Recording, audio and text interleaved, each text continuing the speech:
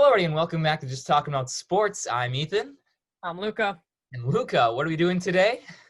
Talking about sports.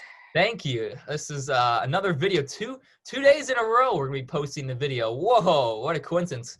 That shows you how bored we are sitting back at home as college students and not having anything else to do. But today we have Luca joining us from All About Sports, as many of you probably have remembered, as he's shown up in previous videos. But today we're going to be talking about the little flag or the little logo that he has behind him in the Chicago Bears, and they're in a way they're just a collapse of the Chicago Bears. There's a way to put that. So basically, the Bears have been struggling. They start off 5-1, and of now. When they were 5-1, they were number one in the NFC. Everyone was hyping them up. This was the Bears team. They were going to make it. And then something happened, and now they're on a 6-game losing streak. So, Luca, what happened to the Chicago Bears? Well, I can tell you what happened to the Chicago Bears. People overhyped them, and that's exactly what happened. Just to give everyone some clarification here, this is the longest losing streak the Chicago Bears have had since 2002, when Rex Grossman was quarterback. My boy Rex Grossman, Sexy Rexy. We all love Rex Grossman. But anyway, we all know why they started 5-1, and it's because they started their schedule relatively easy. You start with the Detroit Lions, who are historically bad, are a national embarrassment, and they've only won one playoff game since 1958. And let me remind you that the Chicago Bears had to come back the last couple of seconds to win that game in the fourth quarter. That's number one. Number two, when they played the New York Giants, they scored 0 points in the second half. So they scored all 17 in the first half. They scored nothing in the second half. They could have easily lost that game to the New York Giants. Then you get to the Atlanta Falcons. The Falcons, the team that is just pathetic, as I would call them. They're just stupid with that onside kick. We get all that. But when they played the Falcons, Mitch Trubisky was pulled in favor of Nick Foles. We saw what happened. Nick Foles put on some magic. They win that game. Okay, they're 3-0. Then they get to the Indianapolis Colts. We know the Indianapolis Colts are a very good team. They have a very good defense. They've been exposed the last couple of games. We get all that. But they did lose that game. Their offense was shut down. And then as you get to the next couple of games, that's the Bucs. We know Tom Brady for getting the down, and they lost that game. Nick Foles did enough just to win that game. Yeah, exactly, Ethan. They beat the Panthers, and that's when they were 5-1. Everyone's talking about, whoa, the Chicago Bears are one of the best teams in the NFC East, or the NFC North, rather. But then you get to talk about these next three teams they had diverse that were fantastic in the Rams, the Saints, and the Titans. These are teams that are still playoff teams to this day. The Bears looked awful. Their offense was disgusting. 3rd and out, 24/7. The defense is holding the fort up, as they did every single game, with the exception of these last couple of games. And when you look what the Chicago Bears have done offensively this season, you are looking at a team that is ranked only above the New York Jets in offense gathered in terms of passing yards, rushing yards, in total yards in general. It is an embarrassment. Matt Nagy was brought in to be the offensive genius he was, like Sean McVay. They all thought they were wrong. Mitch Trubisky, he was benched in favor of Nick Foles. Well, Nick Foles gets hurt against the Minnesota Vikings. He's back in the game. We get all that. But the point is, I don't understand where all this hype came from for the Chicago Bears, because we all know who the Chicago Bears are. They are pretenders. I knew it when they were 5-1. They were not beating good teams, and they were ugly wins. Yeah, it's just unfortunate. As the Bears, the hype came from, that's what happens when your team loses a lot for a long time, which the Bears had a rough year last year because there was a lot of potential and a lot of expectations for them, and they never lived up to it. So they had even more expectations, and when they were finally living up to it, people were realizing, oh, is this really reality? Are the Bears really winning? Are the Bears really the best in NFC? And then it all just came crashing down when they just hit the Rams, I think, week 6. And they just got clobbered, I think it was week 7. That was a night game too, I'm pretty sure too. Yeah. Heads up the game, and they only were able to put up 10 points, which is kind of embarrassing. And then from there on, they lost to the Saints, they lost to the Saints in overtime, which great for them. But then they just lost to the Titans, lost to the Vikings 2 weeks ago, just got obliterated on Sunday night by the Packers. And then of course last week, or this Sunday rather, it was just a disaster. As the Bears were up. Bears were winning. They went up 23-13. hope was up again for the Bears. They might be able to bounce back. Maybe they can be 6-6. Who knows? And at this point, and in the NFC right now, they would be tied for a playoff spot. But then Trubisky happened, and the Trubisky or the Lions go down and score to make the game. I think it was, what was the score? 27-30. And then Trubisky happens with 1 minute and 37 seconds left in the fourth quarter, fumbles the ball on their own 5-yard line, giving Matthew Stafford prime position to score a touchdown and then eventually have that be the game-winning touchdown. As that's pretty much summed up the Bears' season. As I remember we've been talking about, you think the Bears just keep inventing new ways to lose, and that happens just to be a new one. So basically, the Bears are a disaster, and I just got to ask you again, with this loss to the Lions, should the Bears begin clearing the house now? Basically, should they get rid of Ryan Pace? Should they get rid of Matt Nagy? Should they start it early, or should they wait to the end of the season? Oh, hell yes. This should have happened after they lost to the Lions. Oh, hell, it should have happened after they lost to the Packers. I mean, this team is abysmal. They are horrible. I mean, we look at the history of the Chicago Bears. We look back, and guess what? We're looking back at Ryan Pace. We all look back to the 2017 NFL Draft. You trade up. You have the number 2 overall pick. Everyone in the nation probably assumed we were going to pick Deshaun Watson.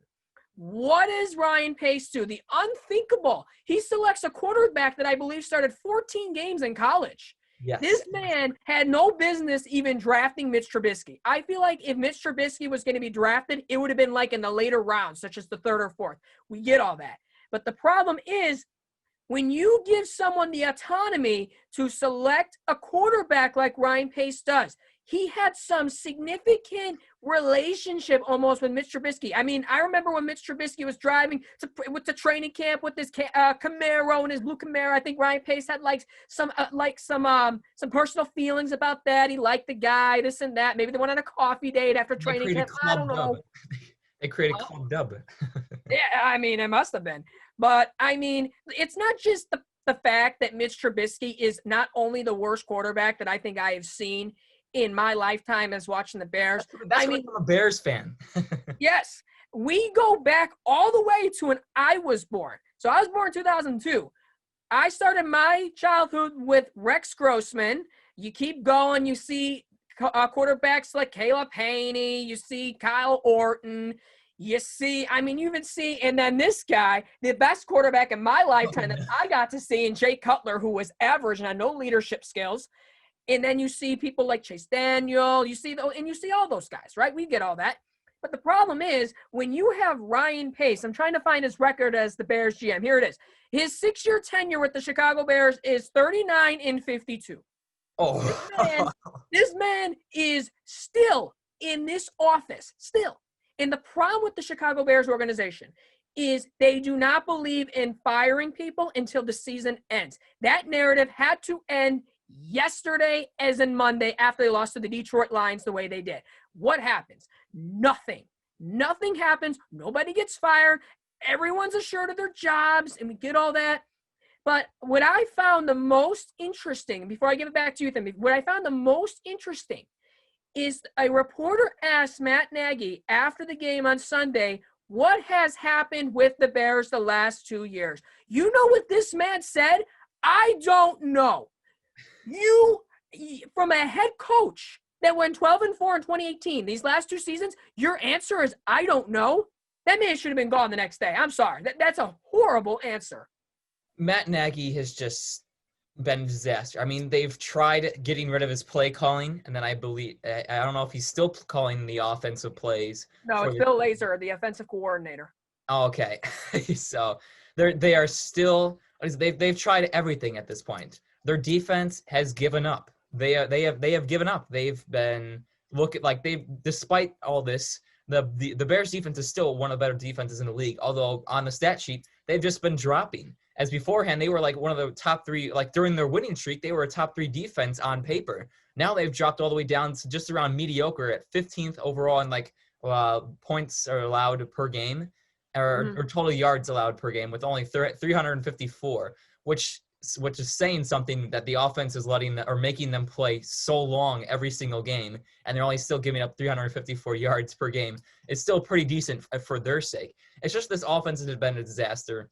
Their run game is horrible. Their offensive line is horrible. Their quarterback is atrocious, and it's just hold on. Yes. Hold on. I gotta say this. Then you have the Mitch Trubisky apologists out there. I get a text from my boy Nick on Sunday, right after the game ends, right? And he's like, well, Mitch Trubisky played good. I don't want to hear any slander. Okay. Well, guess what? Mitch Trubisky did play well against the 27th ranked defense in the NFL. I got to say, I got to give props to someone that can actually play decent against the 27th ranked defense. Oh, but wait, the problem was he made that costly fumble at the end. So does that count for anything? I don't care if he played good against the Lions. You couldn't play good against the Packers. You look like straight trash. I mean, you look terrible against the Atlanta Falcons, who earlier in the season were 22nd against the pass, and they made him look, and they made them like basically like they're a top 10 defense and all that. But back to Ryan Pace, this man. Bad coaching hires, questionable trades, poor player signings, and these are all valid reasons as to why Pace needs to be dismissed. It should not even be at the end of the season. It should have been yesterday, and it did not even happen. Just the problem is Mitch Trubisky was just the icing on the cake as to why he needs to be fired. But the thing is, what you need to look is that this man, his first coach hire was John Fox. John Fox, really? This man, he's learning the new ways of the football game. Run, pass. That's what I saw when I was watching John Fox, and he was abysmal. He got fired after he won, I believe it was 5-11 the third season. But the problem is, what I never will understand, why was Lovie Smith fired? He was 10-6, and the man was fired for what? I mean, they had a down year, but I mean, have you seen the Chicago Bears the last couple of years? They look like straight trash. We look at what Ryan Pace has done. It's not just Mitch Trubisky that we need to be looking at. We need to be looking at the defensive side of the ball. He just did this past free agency and signing Robert Quinn. He was the leading amount of sacks he did with the Dallas Cowboys last year. Okay. The problem with the Chicago Bears, though, was, well, we need help on the O-line. It was relatively weak. When you bring in a quarterback like Nick Foles, who is a stationary target and is immobile, is that really a good idea? But was it Ryan Pace's idea to bring in Nick Foles? It was not. It was Matt Nagy's idea to bring in Nick Foles. And look what happened. The guy got hurt. He was sacked several times. And it's because of the O-line that was relatively weak. And then you get to another bad signing in which he signed Mike Glennon a couple of years back. So you just look at all of these things, and they all add up, and you're like, why is this man still having a job as the GM of the Chicago Bears?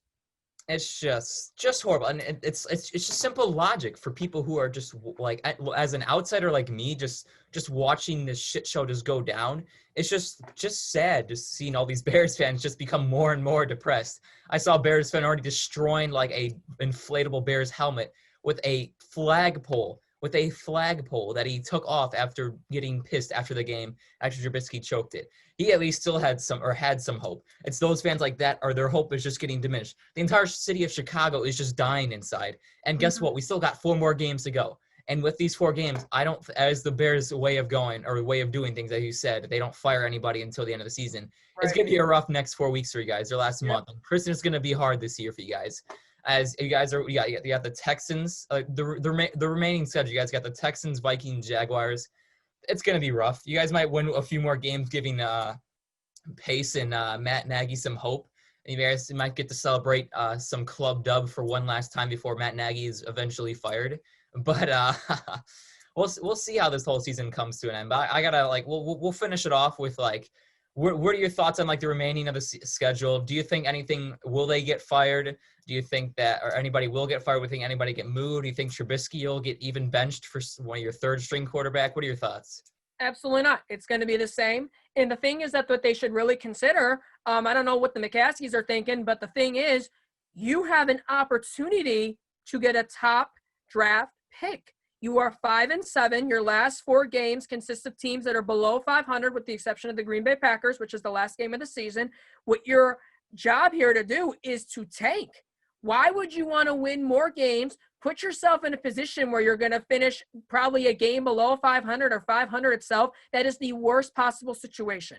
What you want to do is you want to give your new GM and your new coach that is coming in, the new staff, you need to put them in a prime position in which they can draft a good quarterback like Mac Jones from Alabama. You can put in the Zach Wilsons from BYU. You got with the other guy's name from North Dakota State, Trey Lance. Oh, yeah. You put him in there. But you got to put those people into consideration. You need to draft a quarterback the first round, and then you worry about offensive line help in the second round. This is the best blueprint way to go. This season is a lost cause. Forget about it. Put it away. Look towards the future. I am telling you, that is the way to success. Yep, as a Dolphins fan too, the Bears should follow in our footsteps, as we were in the same situation as they were last year, and all it took was the hiring of a new head coach and great drafting, where we drafted Tua in the first round, and then we ended up just literally drafting 4 or 5 offensive linemen in the draft. Just use all your picks for that. You guys, the only issue with you guys is that you're Allen Robinson, as great of a talent as he has, you could already see that he is dying inside and he wants out of Chicago immediately. He's been begging for a trade since the trade deadline has happened. Yeah. Probably pretty much almost since last year too, as he's been the only type of offense on the entire team itself. So, and as for you guys might be losing Allen Robinson this year, so might have to also go look for a wide receiver too. So there's just a lot of things. It's gonna be a long process, but at least you guys are getting the losing out of the way now, so that's hopefully you guys will start winning maybe next year or what the future. But I would consider for Allen Robinson, because we have way more significant issues than Allen Robinson. Listen, this guy is a top wide receiver in the league. This guy deserves a chance to win. I don't want him back on the Bears next year at all. I think he deserves to be on a team where he can win. Anthony Miller forgets how to run routes sometimes, and Darnell Mooney actually looks promising. I like him a lot. And then you got to take into consideration with the play calling that Cole Kmet's getting. He's not getting enough snaps. We get all that. And then the running game, David Montgomery is no scrub. This guy can actually break tackles. If he has the offensive line help, he would actually be similar, as I would describe, as an Antonio Gibson in the Washington football team. So that's what I would think. And I feel like that the Bears should consider letting Allen Robinson walk. I really do. Just release him completely. They got to get something out of him. They got to at least trade him so they get some aspects. Get draft. They should have done that already. They should have done that. They should get draft picks back. His production's plummeting, so people aren't going to pay, or the teams aren't going to pay for as much for Allen Robinson. So it's just right. A horrible situation that's just going on for the Bears. But hey, that's what happens when Ryan Pace and Matt Nagy get to control your systems. So, well, I think that's going to probably conclude our Bears discussion or beatdown of how bad. Just basically letting Luca express his anger, or let out all his anger about this horrible organization right now in the Chicago Bears. But we'll see what they have in store for the rest of the season. They probably won't be firing Matt Nagy and Ryan Pace, because that's how the Bears do it. They're very conservative. But we'll have to see. But other than that, that's going to do it. And I hope everyone has enjoyed. Thank you, Luca, for joining us. And I hope everyone has a great rest of their day.